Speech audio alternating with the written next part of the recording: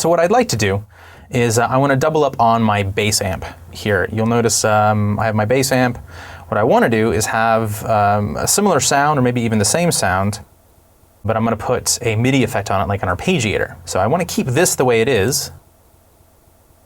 What I would like to do is duplicate the whole thing. So I'm going to right click and say duplicate devices and tracks.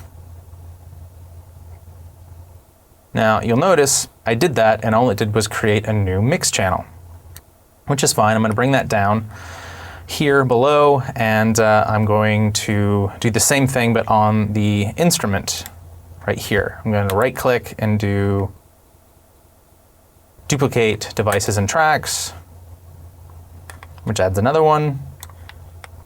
I will bring this down below. We'll tab it around and you'll notice nothing is connected.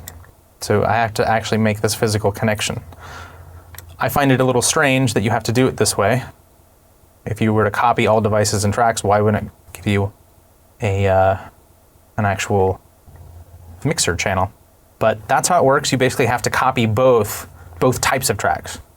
My bass amp track and also the bass amp instrument. So I guess that's just how it has to work. So we're going to call this the ARP bass. The ARP bass.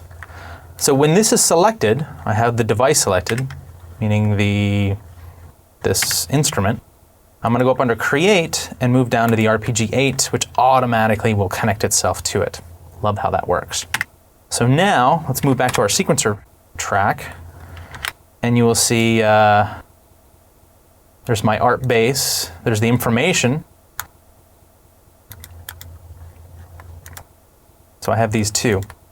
These should be identical. You'll notice it's still the staccato. I don't know where that note came from. That's interesting. And I'm going to do the same thing with this. Now, I'm going to do something a little bit different.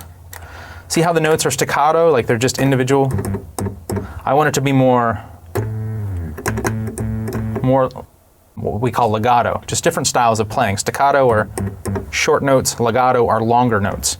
So while we're looking at this, I'm just going to select, I'm going to hit Apple A to select all on this particular MIDI clip. I'm going to bring up my tool palette, my toolbox, and you'll notice down here legato adjustments, and I'm going to do side by side.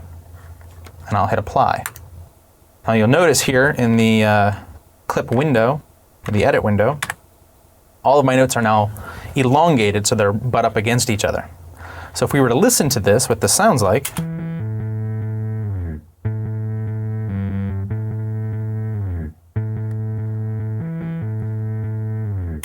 we can hear it's a little bit different if we listen to these both together.